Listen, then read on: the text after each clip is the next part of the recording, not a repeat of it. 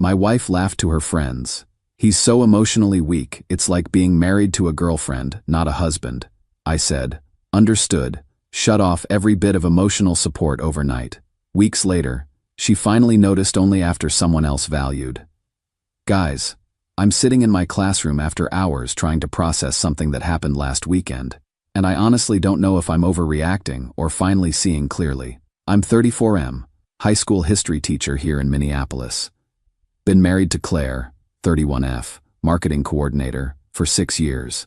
We met in college, got married young, always thought we had a solid relationship built on good communication and emotional honesty. I've always been what you'd call an emotionally available guy. I cry during movies, I talk about my feelings, I check in on how Claire's day went, and actually listen to the answers. My dad was the strong silent type who never showed emotion, and I swore I'd be different. Better. Claire always said she loved that about me, said it made her feel safe to be with someone who wasn't afraid to be vulnerable. 6 years of marriage, and I thought we were doing great on the communication front. Last Saturday, I came home early from grading papers at school. Claire was having her monthly girls' night. Megan, Brooke, and Ashley from her marketing firm. They do this wine and gossip thing every few weeks, usually at our place. I was planning to just grab a snack from the kitchen and head upstairs to let them have their space. But as I'm walking past the living room, I hear my name and stop to listen. Claire's voice.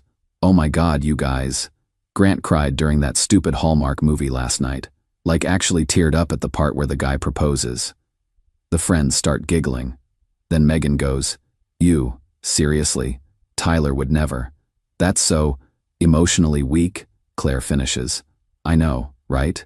Sometimes I feel like I'm married to my girlfriend instead of my husband. More laughter. Then Ashley chimes in. At least he talks about his feelings, though. Remember when Derek went through that phase where he'd ask me about my emotional needs all the time? So exhausting. Claire. Grant does that too. Every day it's, how was your day, baby? And, what are you thinking about? And, do you want to talk about what's bothering you? Like, sometimes I just want to watch Netflix without a therapy session. Brooke. Men are either emotionally unavailable assholes or emotional sponges. There's no middle ground. Claire. Exactly. Like, I appreciate that he's not some toxic masculine stereotype, but sometimes I miss dating guys who didn't need constant emotional check-ins. Remember Brad from college? He'd never ask about my feelings, but damn, he had that confident energy. They all start laughing and agreeing, swapping stories about their overly sensitive partners versus their real man exes. I stood there in my own hallway listening to my wife of 6 years describe my emotional availability, the thing she always said she loved about me, as weakness. Listening to her mock me for crying at movies, for caring about her feelings, for being the kind of husband I thought she wanted. The conversation went on for another 10 minutes. Stories about me being needy when I asked if she was okay after bad days at work. Jokes about my therapy voice when I tried to help her process stress.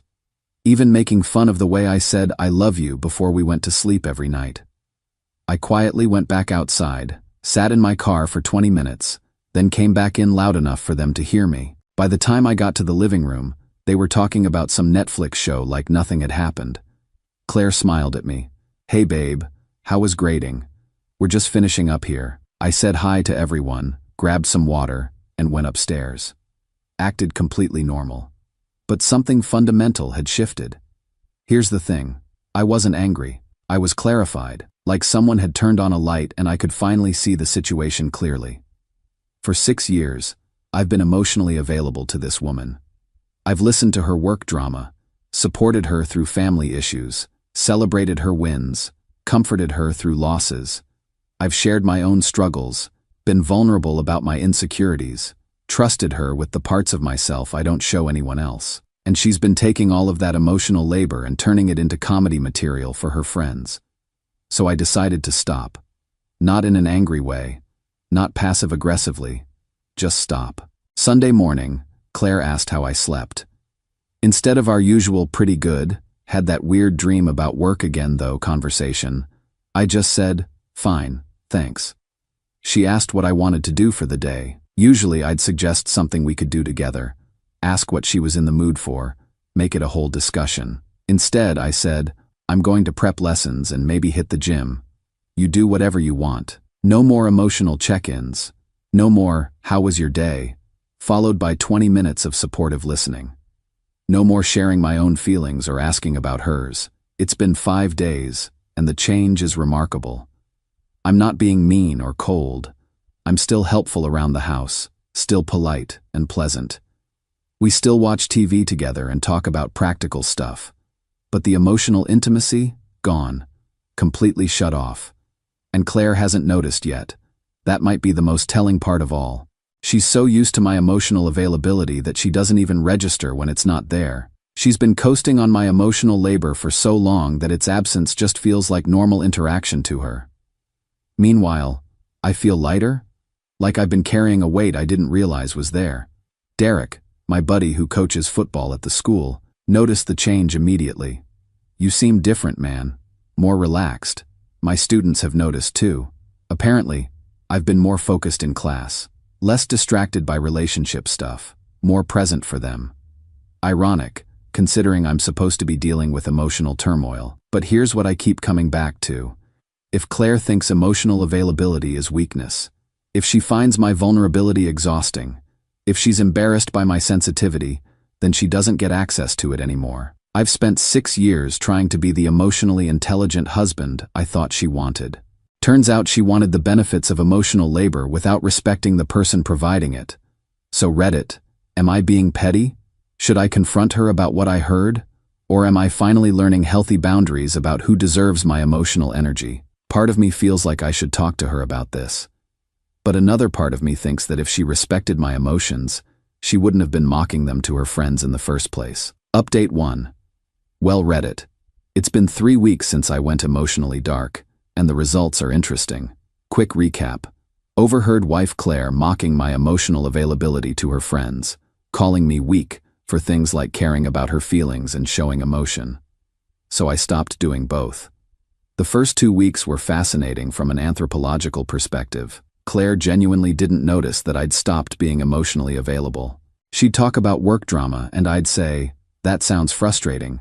Instead of diving deep into supportive listening mode, she'd seem slightly confused for a second, then just move on. It was like watching someone try to use a vending machine that looked normal but didn't actually dispense anything.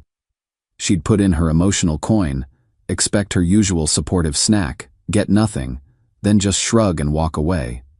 But week 3? Week 3 she started noticing. It started with small comments. "You're being weird lately. Are you mad at me? Why are you so distant?" I'd respond with things like, "I'm not weird, just focused on work," or, "Not mad, just busy with lesson planning." All technically true. The turning point was Tuesday night. Claire had a rough day at her marketing job. Some client crisis, long hours, general frustration. She came home clearly wanting to vent and process and get emotional support. Old Grant would have immediately stopped grading papers, made her a cup of tea, and spent an hour listening to every detail while offering encouragement and perspective. New Grant looked up from his laptop and said, "Sorry you had a tough day. I'm going to finish these quizzes."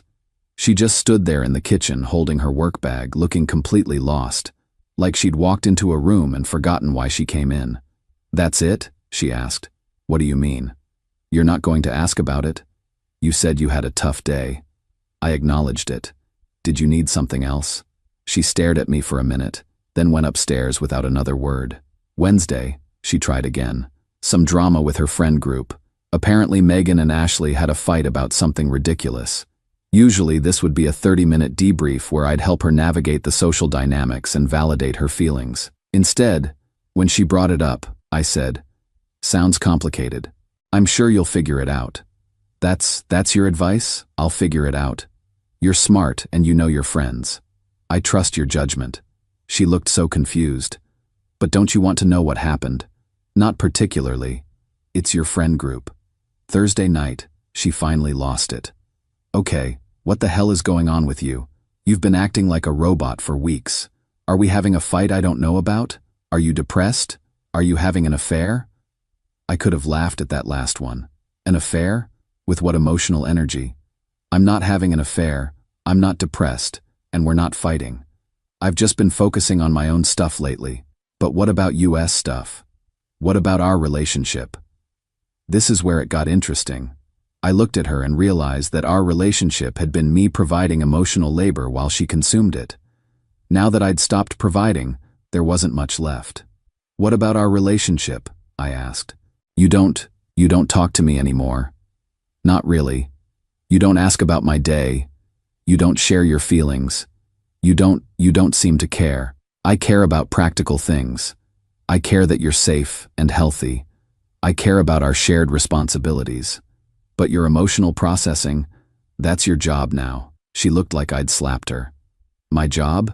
Grant, we're married. We're supposed to support each other. Support goes both ways, Claire. You support me, I support you. But if one person thinks the other person's emotions are embarrassing, I didn't finish the sentence. Didn't need to. She spent Friday trying to be extra affectionate. Lots of physical touch, compliments, trying to re-establish intimacy. But it felt hollow because the emotional foundation wasn't there anymore. Meanwhile, my life has dramatically improved. My teaching is the best it's ever been.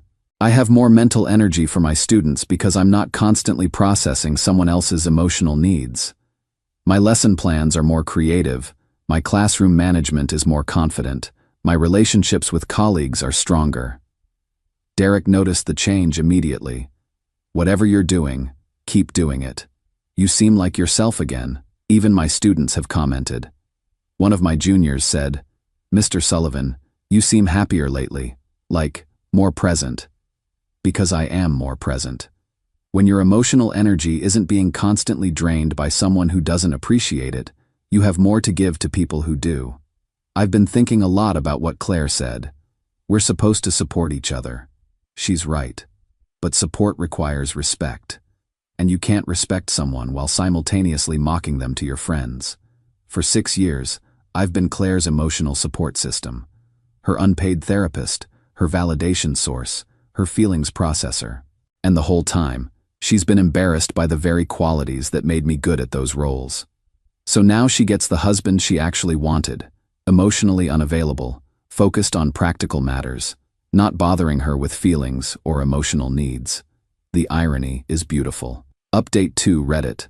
The conversation finally happened, and it went exactly as I expected, and nothing like I expected at the same time. 6 weeks of emotional unavailability finally broke Claire down. She'd been getting increasingly desperate, trying to initiate deep conversations, asking if I was okay, even suggesting couples therapy, which would have been hilarious if it wasn't so telling. Thursday night, she cornered me in our bedroom and demanded answers. "Grant, I know something happened. You don't just change your entire personality overnight. Tell me what I did wrong." I was grading papers on my laptop, and I didn't even look up. Nothing dramatic. I just realized I was giving you something you didn't value, so I stopped. "What are you talking about? What wasn't I valuing?" That's when I decided to be direct. My emotions, my vulnerability, my emotional availability. She got defensive immediately. "That's not true. I love that you're emotional. I love that you're sensitive." I finally looked up. "Do you? Because 3 weeks ago you were telling your friends that I'm emotionally weak, that you feel like you're married to your girlfriend instead of your husband." The color drained from her face. You heard that?" "I heard all of it. The jokes about me crying at movies, the complaints about my therapy voice, the stories about how exhausting it is that I care about your feelings." She sat down on the bed like her legs had given out. "Grant, that was just girl talk. I was just venting. I didn't mean it." "You laughed, Claire. You all laughed about how weak and needy I am. For 20 minutes. But I love you. I love who you are. No, you love what I provide. There's a difference." That's when she started crying. Real tears, not manipulative ones. I made a mistake. I was just, I don't know, trying to fit in with my friends. They all complain about their husbands and I felt left out. "So you invented complaints about me?" "Not invented. Just exaggerated. Made things sound worse than they were." I closed my laptop. "Claire, you told your friends that my emotional availability is weakness, that caring about your feelings is exhausting, that you wish you were with someone more like your college boyfriend who didn't give a shit about your emotional needs. I never said I wished I was with Brad. You said you missed dating guys who didn't need constant emotional check-ins, guys with that confident energy. What do you think that meant? She was full-on sobbing now. I'm sorry. I'm so sorry. I didn't know you were listening. I didn't know it would hurt you. You're sorry I heard it. That's different from being sorry you said it. No. I'm sorry I said it too. I want my husband back. I want us back. This is where it got interesting. I looked at this woman I'd been married to for 6 years, crying because she'd lost access to something she'd been taking for granted while actively disrespecting. Claire, who do you think your husband is? What do you mean? The man you want back. Describe him. You. The real you. The one who asks about my day and listens to my problems and makes me feel heard and supported. The emotionally weak one, the one who needs constant emotional check-ins, the one who's exhausting to be around. I didn't mean those things. You meant them enough to say them to your friends for entertainment. We sat in silence for a few minutes. Then she tried a different approach. What do I have to do? To fix this? To get you to trust me again? I'd been thinking about this question for weeks. I don't know if you can. Please. There has to be something. Claire, the problem isn't what you said to your friends. The problem is that you felt those things in the first place. You were embarrassed by my sensitivity. You found my emotional availability burdensome. You can't just unsee that. But I was wrong. I realize now how much you do for me emotionally. I didn't appreciate it before, but I do now. You appreciate it now because it's gone. But what happens in 6 months when you get used to having it back? When your friends are complaining about their husbands again and you want something to contribute? She didn't have an answer for that. I need you to understand something, I continued. My emotional availability isn't a service I provide. It's not something you're entitled to because we're married. It's a gift I choose to give to people who respect it. I respect it. You respect needing it. That's not the same thing. The conversation went on for another hour. She cried, apologized, promised to do better, suggested therapy again. But here's what I realized. Claire doesn't want to fix our relationship. She wants to restore her access to my emotional labor. Those are completely different things. She wants the husband who makes her feel heard and supported, but she doesn't want to be the wife who makes her husband feel respected and valued. She wants me to go back to being vulnerable with her, but she hasn't done anything to rebuild the safety that vulnerability requires. And honestly, I don't want to go back. 6 weeks of emotional self-protection has shown me what life is like when I'm not constantly managing someone else's feelings while my own are being mocked behind my back. My teaching is incredible. My friendships are stronger. My self-respect is intact. I told Claire I needed time to think about what she'd said. But honestly, I've already made up my mind. Some things can't be unfelt, and this is one of them. Final update: after our confrontation in November, Claire spent about 2 weeks trying to win me back. Grand gestures, written apologies, promises to respect my emotional availability, even suggesting we move to a different city to start fresh, presumably away from her toxic friends. But it all felt performative, like she was following a script for how to repair your marriage, without actually understanding what was broken. The real test came right before Christmas. Claire's friends were planning their usual holiday party, and she asked if I wanted to come. I said sure. I was curious to see how she'd handle being around the people she'd bonded with by mocking me. The party was exactly what you'd expect. Megan, Brooke, and Ashley doing their usual husband-bashing routine, complaining about their partner's various inadequacies while drinking wine and laughing. For 2 hours, I watched Claire, waiting to see if she'd defend me, redirect conversations, or show any sign that she'd learned something from our recent crisis. Instead, she joined right back in. Not about me directly, she was clearly trying to be careful about that, but she laughed along when Megan called her husband emotionally needy, nodded sympathetically when Ashley complained about her boyfriend wanting to talk about feelings all the time. At one point, Brooke made a joke about men who cry at movies, and all 4 of them lost it laughing. Claire looked directly at me while laughing, like she was testing whether I'd react. I didn't react. I just observed. That night, driving home, Claire asked what I thought of the party. Your friends are exactly who I thought they were, I said. What's that supposed to mean? It means you had a choice tonight between your marriage and your friend group, and you chose your friend group. She tried to argue, said she was just being social and not making things weird. But we both knew what had happened. The next week, I filed for divorce. Claire was shocked. She'd apparently convinced herself that we were working through things and that our marriage was salvageable. The divorce was surprisingly amicable. We had no kids, the house was in my name, and we split our savings cleanly. Claire moved in with Megan temporarily, then got her own apartment closer to her office. But here's the thing that really validated my decision. She immediately started dating again. Within a month of our separation being finalized, she was posting photos with some guy from her company. Someone who, according to Derek, who still has mutual friends, is exactly the type she said she missed. Emotionally unavailable, traditionally masculine, doesn't ask about feelings. She got exactly what she wanted, and so did I. My life has transformed completely. Professionally, I'm thriving. Got promoted to department head, my students are performing better than ever, and I'm genuinely excited about teaching again. When you're not emotionally drained at home, you have so much more energy for work. Personally, I'm dating someone incredible. Jessica is a librarian at the public library downtown. We met at a coffee shop where I was grading papers and she was reading during her lunch break.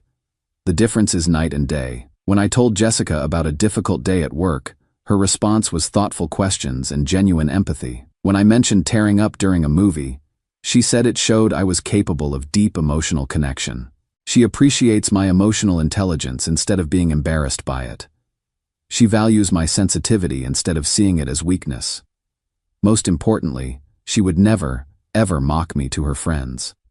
The idea is so foreign to her that when I told her about Claire, she was genuinely shocked that someone could treat their spouse that way. Your emotions are a gift you choose to share with people, she said.